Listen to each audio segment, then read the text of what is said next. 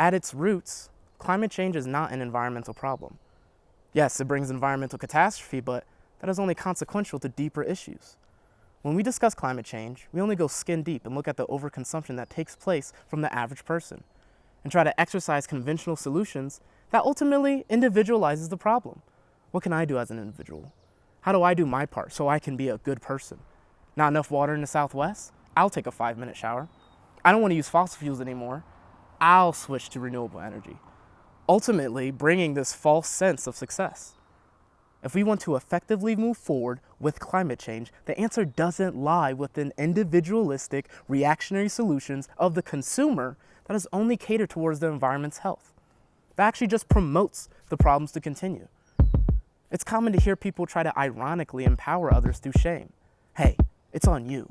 What are you going to do? But truly, we need to look at what we are going to do. Because truly, it's on us.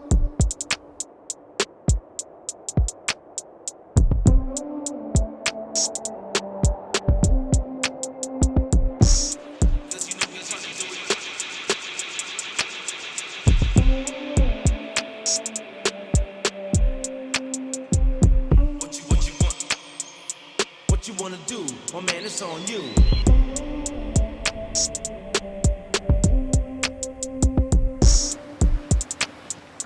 What you wanna do? It's on you.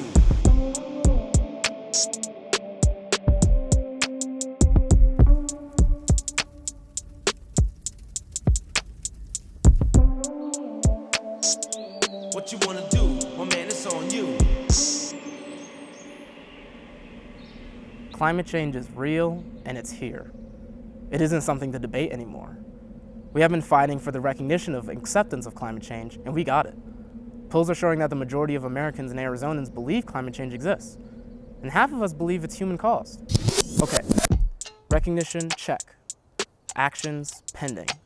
Results, undetermined. So this bears the question, why aren't we doing anything about it? Climatologists are saying that we only have a few years left to make action towards climate change before it becomes irreversible. We need to act now because life here, especially in the Southwest, is only getting hotter and it's only getting drier.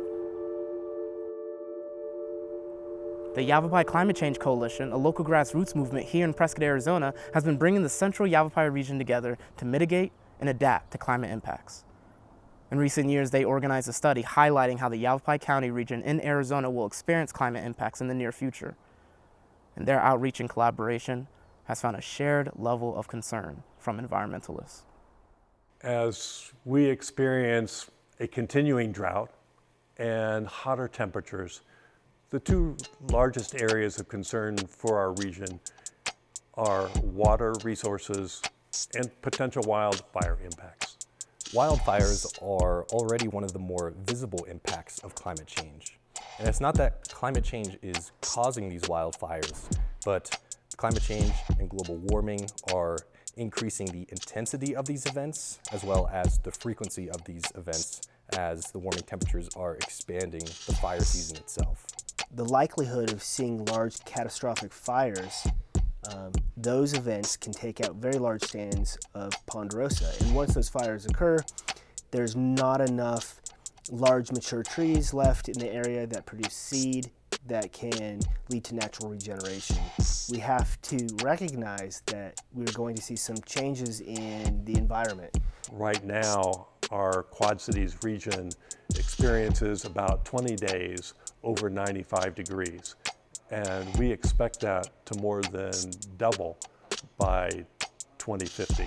The alarming concern is the potential for a serious wildfire, particularly in the Prescott Basin. So when we did our study session a couple of years ago with Prescott City Council, we showed a short clip on the horrific effects of the Camp Fire in Paradise, California in 2018, where 90 lives were lost, billions of dollars of damages occurred, and the impacts on the vulnerable population in those communities was readily apparent.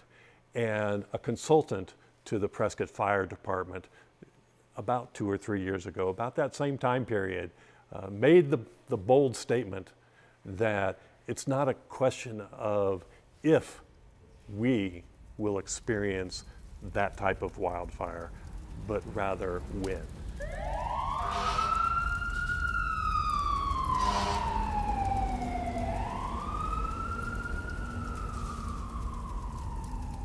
Climate, temperature, precipitation. In the Southwest, we can expect to see much warmer temperatures in the future with much more variable precipitation patterns.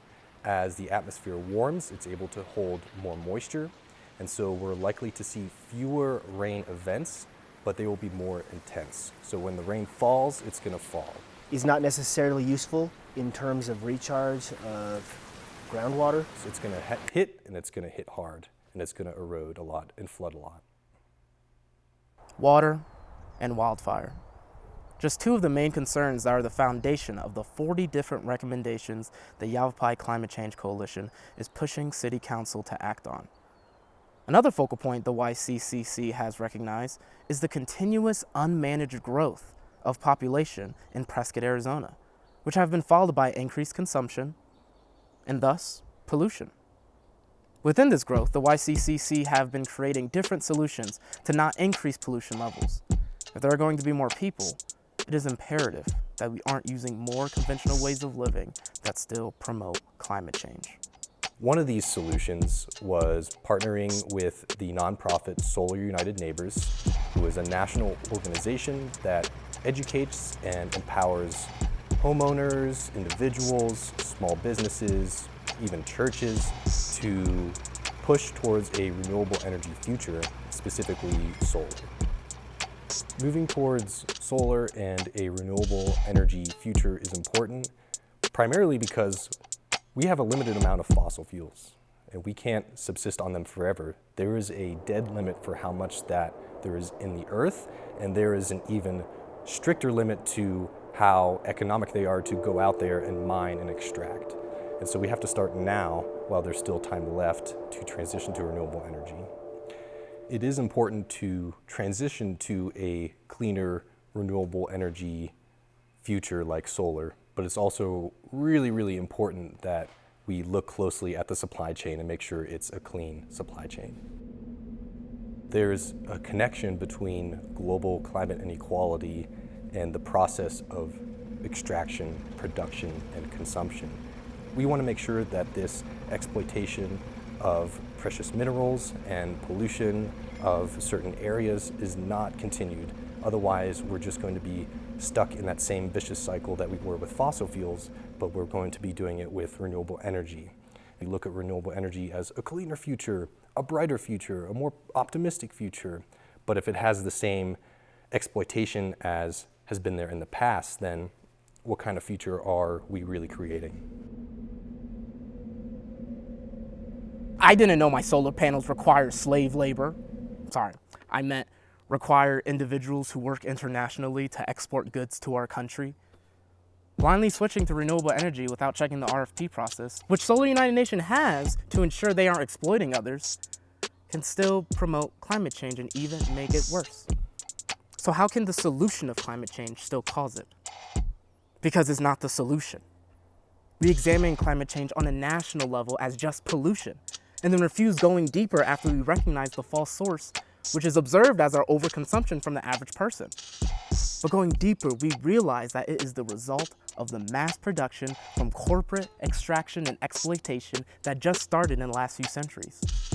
The world isn't the way it is now just because it naturally turned out this way.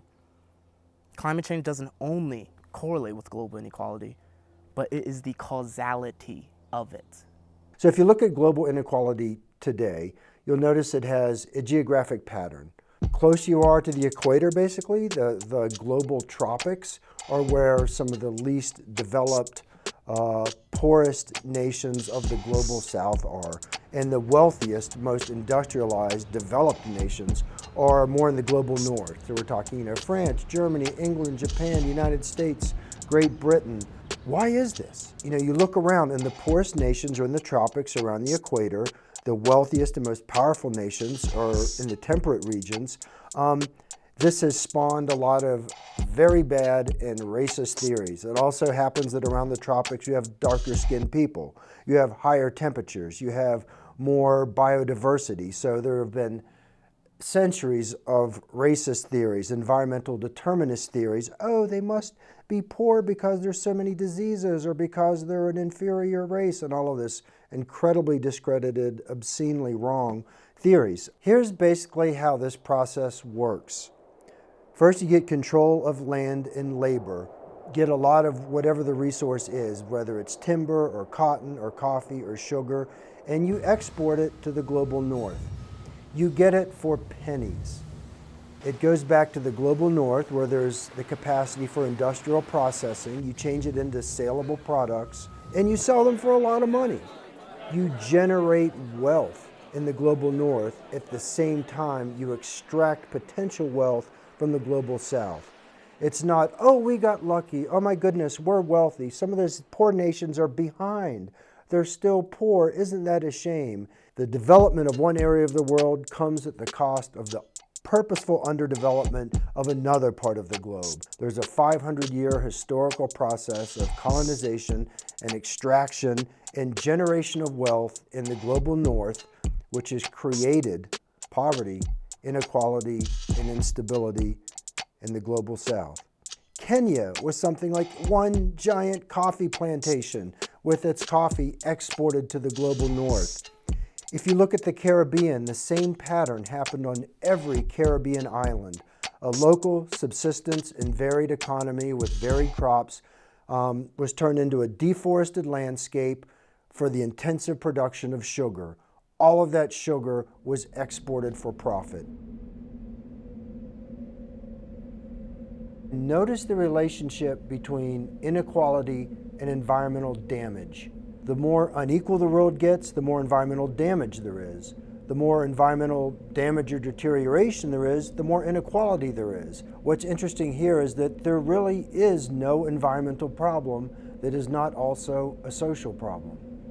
This is important going forward in terms of trying to solve climate change and trying to solve inequality. We need to think about the structural causes and contexts that we're in. Climate change at its roots is not an environmental problem. Yes, it brings environmental catastrophe, but climate change is the result of global inequality. We see how the exploitation of resources go hand in hand with the exploitation of people. And through the creation of first world countries, we have transformed the global south into monocropping export plantations. We live like this because they live like that. They live like that because we made them, hell, now rely on them too. Solutions geared towards the individual, like going vegan or blindly switching to renewable energy or even buying eco-branded things, don't even touch issues of global inequality and thus climate change. And from recent studies, the average consumer actually isn't even responsible for most emissions. Within this capitalistic society, you can trace the majority of emissions to have direct correlation to, of course, income. And last time I heard this statistic, something like the world's 8 wealthiest people have the same wealth as the poorest 50% of the globe. It's insane. No other species, no other human groups in history have had anything this stark. And it's these rich few who are consuming the most, producing the most, and polluting the most that affects the many, many that are typically communities of color, communities of lower socioeconomic status. The wealthier contribute to environmental damage through excessive consumption and corporate extraction. Poorer folks contribute to environmental damage or deterioration out of desperation as a means to survive. When you think about the climate crisis, the typical individual really isn't responsible for the global issues we're having now. There was a recent report that was published in Nature that looked at carbon inequality from 1990 to 2019.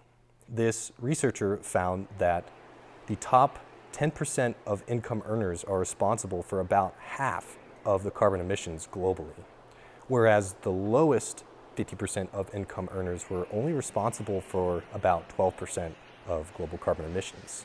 And this is a huge exacerbation of an inequality, and it's all tied to income. and we're not going to be able to decrease the emissions that are necessary as long as we have these top 1%, top 10% of earners continuing to extract, produce, and consume as they have been historically. Being aware of this moving forward, it is important to reassess what and who is more responsible, because that's where the most action needs to take place. Shifting our focus from the pollution from the consumer to the pollution from the producer. We can already see the amount of damage from this pollution has already done catastrophic damage to this planet. Scientists and climatologists are saying that we only have a few years left to make significant changes before climate change becomes irreversible. Some say we have until 2050. Some say we have until 2030. And others are saying exactly what we've been afraid of. Climate change is happening. We could stop all carbon right now. In the inertia in the system, the amount of CO2 in the atmosphere is there already. And it takes time for that CO2 to get reabsorbed into the oceans, into trees, into other things, and you're not just going to be able to stop it. So even if we went 100% renewable resources, we had some magic way to I don't see how that would change. Yeah. Not in the short term. I mean, there are ways that it will get absorbed and reallocated and. Yeah, but it's not like a 10-year plan. No. Stop everything right now and then the next year. Yeah. I think if we stop everything right now, we might avoid some of the most severe consequences. But it's already here. I mean, it's already happening, and you're not going to just change that. And so this means that we have to make plans. How do we want to address these challenges and move forward in conserving our natural resources and improving the health of the environment around us?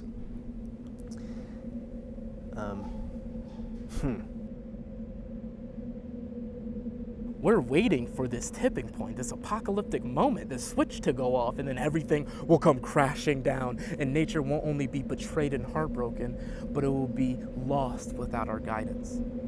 As if nature is not adapting to these changes every single second. The problem is that we aren't adapting. Climate change is not an environmental problem at its roots. Yes, it brings environmental catastrophe, thousands of species going extinct annually, increased temperatures on a global scale, rising sea levels, and a bunch of dead animals, but nothing that nature hasn't seen before. Viewing the situation as, can we save the planet or can we not save the planet, originates from this egotistical savior mentality that originates from not only seeing us separate from the environment, but one that's impossible, which is just as problematic as not doing anything, because that's what eventually happens. We just don't do anything. It's important to move away from this idea that we can find the one solution, because again, when we can't see that, we fall into denial or despair. We stick our heads in the sand. It's not about saving anything. For me, it's not about saving anything. We can't save anything ultimately. So then what do we do? What's the goal if we can't save something? And for me, it's about how we live in relation to each other right now. Can we care for the earth not out of fear or guilt or panic or some attempt to save it necessarily, but because it's a caring, loving way to be in relation to the earth? So consumerism really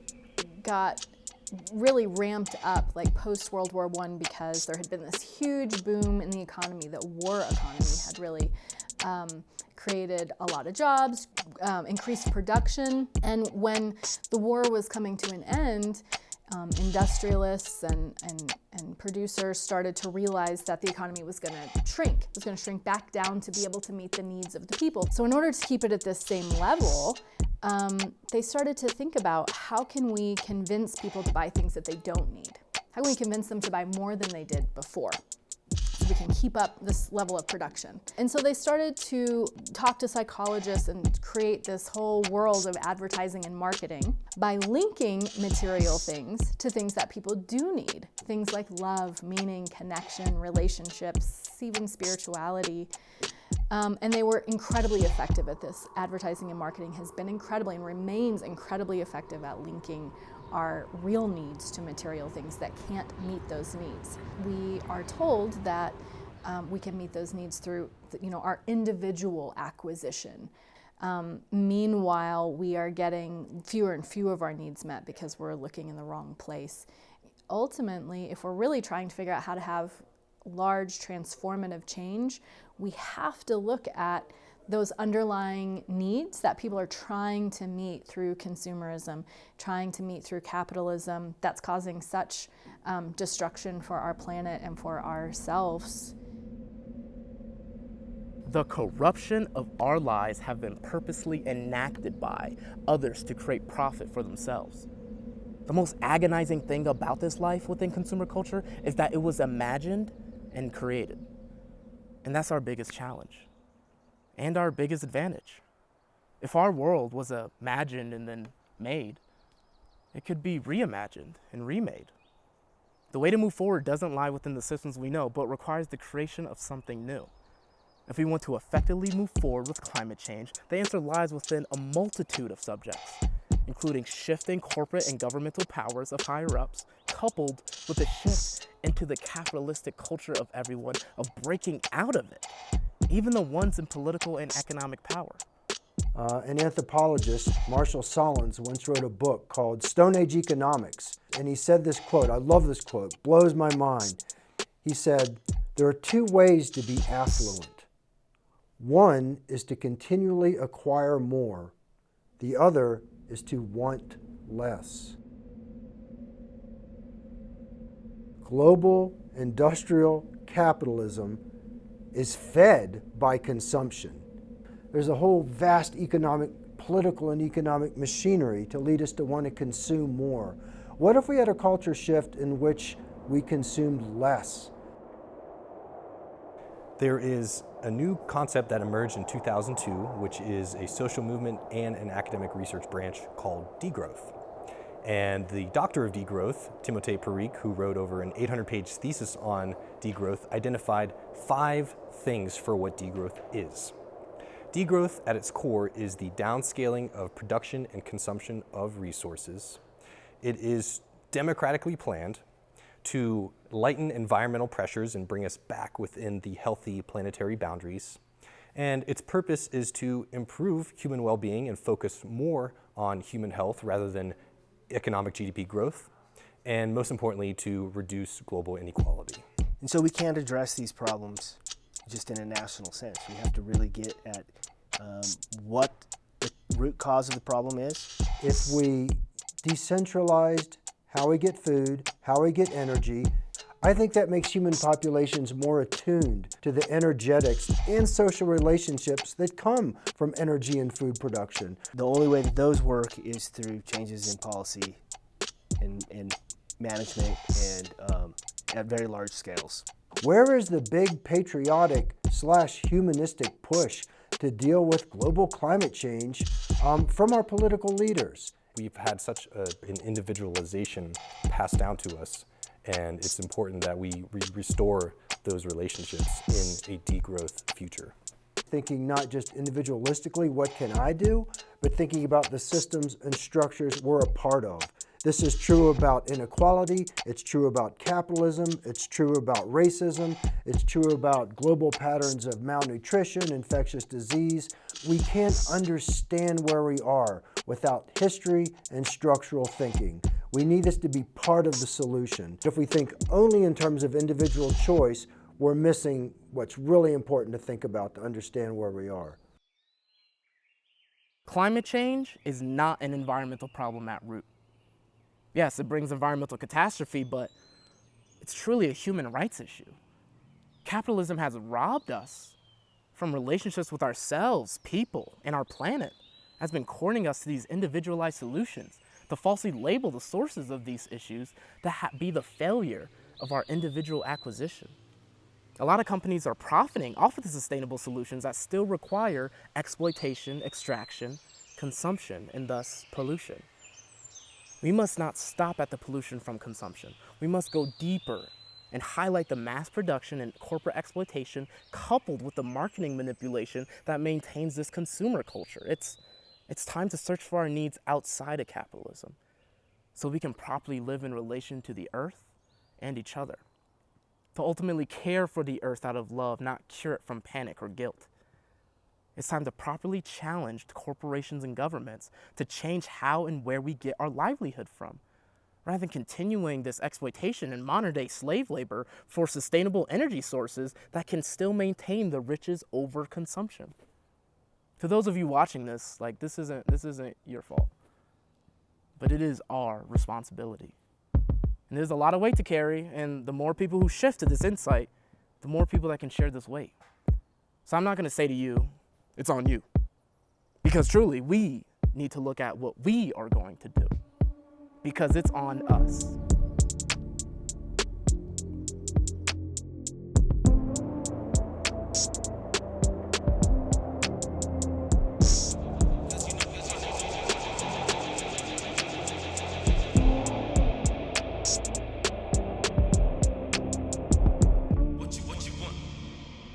What you wanna do, my man, it's on you.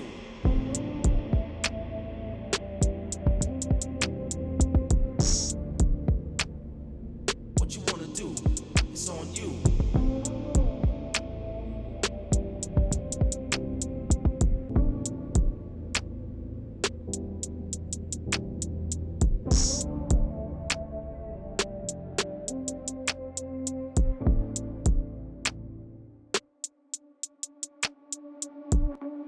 Let me read a section from the Fate of the Forests.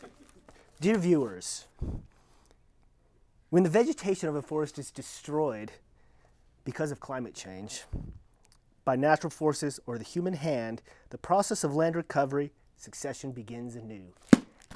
It's not a disaster. It will be okay. We just have to find a solution, use good judgment, and make a change. I'm optimistic.